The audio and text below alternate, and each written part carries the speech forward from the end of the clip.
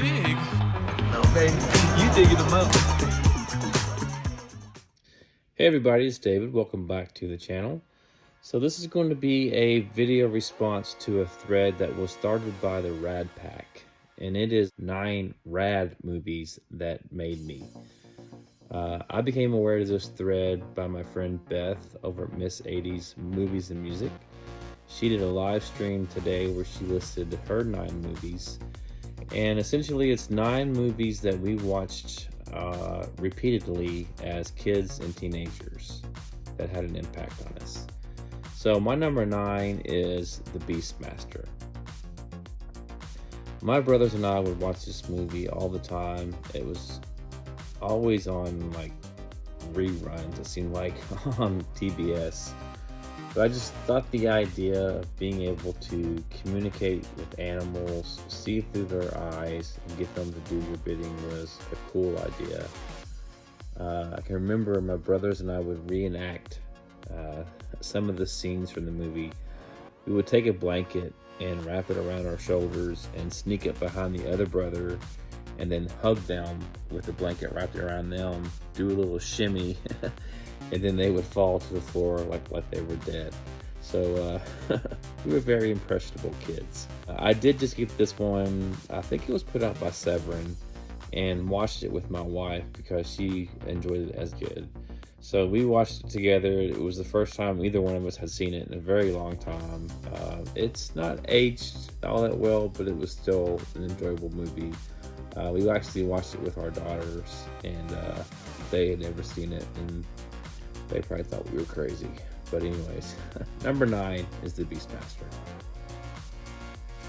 Number 8 is another one that I can remember seeing a lot on TV, and it is the Clash of the Titans, starring Harry Hamlin as Perseus.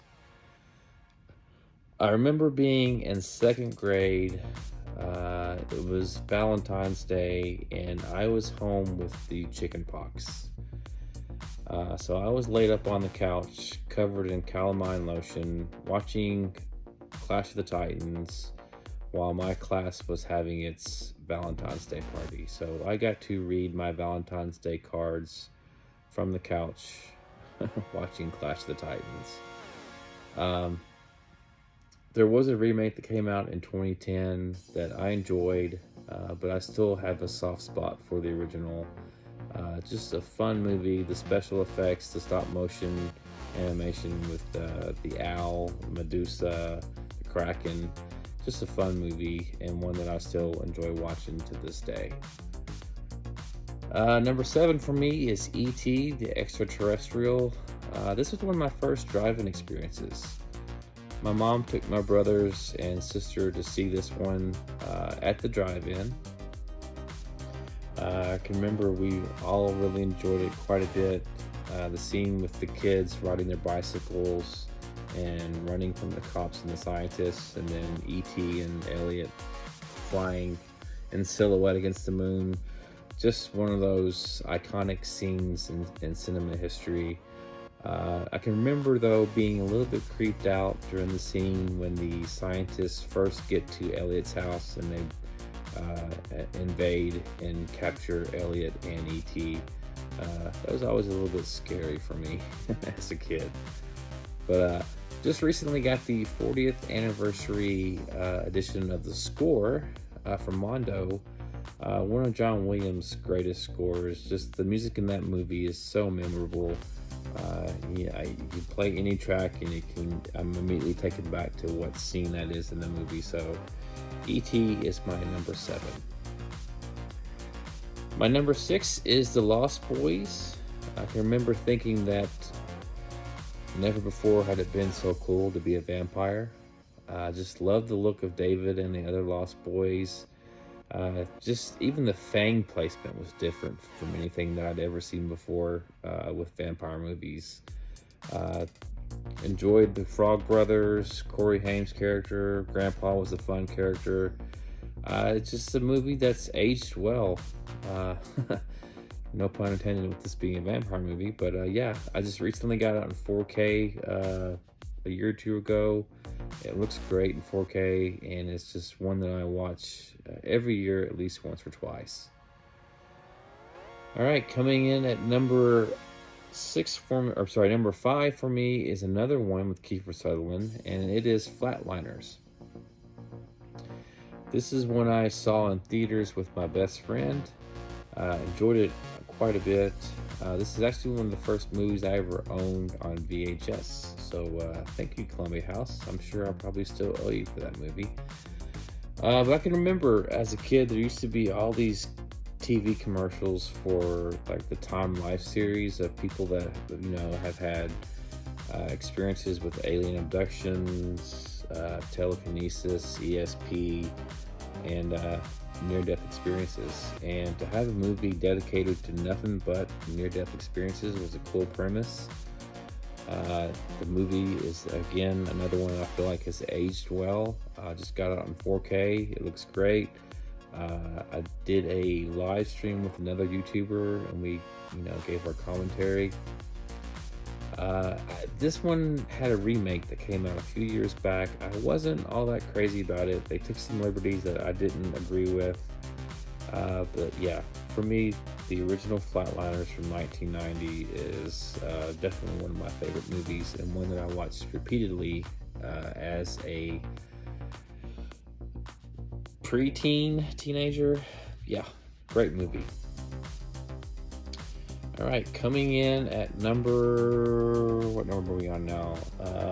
4 is Superman from 1978. For me, Christopher Reeve will always be my Superman. I enjoyed Henry Cavill as the Man of Steel and in Batman vs. Superman, but for me, Christopher Reeve is the template for Superman. I mean, what kid growing up watching that movie dreamed of having the ability to fly and shoot laser beams out of his or her eyes. Christopher Reeve he embodied Superman. The story as a whole, just a kid coming from a planet and being alienated as a kid because he can't use his powers and abilities, and he has to hide it from people. And then growing up and then using those abilities to do good. Just a great story. Superman is one of my favorite comic book heroes, and I just, again, love Christopher Reeve's portrayal of the character. All right, coming in at number 3 is the only comedy in my list, and it is Wayne's World. I find myself quoting Wayne's World to this day. I just love the characters of Wayne and Garth. The scene with them driving down in the Murphmobile listening to Queen's Bohemian Rhapsody is just one of the greatest scenes in cinema. I dare say that scene alone is what turned a lot of people on to Queen. I know that soundtrack was one of the very first soundtracks I ever owned on CD. It was a great soundtrack. Again, you had Queen, you had Gary Wright's Dreamweaver, Red Hot Chili Peppers, Alice Cooper's Feed My Frankenstein, Eric Clapton's Lovin' Your Lovin'. That was one of those soundtracks that I just wore out and just listened to constantly. All right, number 2 for me is another superhero movie, and it is 1989's Batman. Who ever would have thought that Mr. Mom could pull off Bruce Wayne and Batman? But I feel like Michael Keaton did a great job in the character, or as the character of Batman. Jack Nicholson's portrayal of the Joker is my favorite Joker. Again, I like the Dark Knight trilogy. I thought that Christian Bale played a good Batman. I liked Heath Ledger's Joker, but for me, Keaton and Nicholson will always be my Batman and Joker. Batman is my all-time favorite comic book character. Growing up, my dad used to tell me bedtime stories of Batman and Robin, and that movie, I saw it multiple times at the drive-in. I got it for Christmas or a birthday on VHS, and I must have watched that movie on a continuous loop for a good solid 2 years. So number 2 for me is 1989's Batman. All right, that brings us to my number 1. Anyone that has followed my channel or knows me should not be surprised by this, but my number 1 movie is The Silence of the Lambs. This is one that I did not see in theaters. This is actually another movie that I got through Columbia House, and I got it blindly. I knew nothing about the movie. I just remember seeing the cover or the movie poster with Jodie Foster's white face and the death's head moth covering her mouth. But as soon as I watched this movie, I was hooked.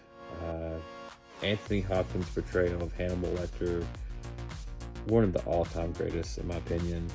Jodie Foster as Clarice Starling, Ted Levine as Buffalo Bill. Just the whole premise of using a serial killer to solve another serial killer case was just awesome. This is one that I have definitely seen countless times. I watch it at least 2 or 3 times a year. No joke. This movie in my eyes is flawless. I just recently watched it back in February with Beth at Miss 80s Movies and Music and Retro Reels. We provided a commentary, so if anyone is interested in seeing that, it is on my channel. But yeah, Silence of the Lambs has been and will probably always be my number 1 movie of all times. So there you have it, folks. Those are my 9 rad movies that made me. I would love to see your response to this thread, so if you want to jump on board and shoot a video, please do so. Or if you just want to leave your comment below and listing your 9 movies, I'd love to read those comments and see what you have to say. That's going to do it for this video. Hope you all are doing well, and until next time, take care. Thanks.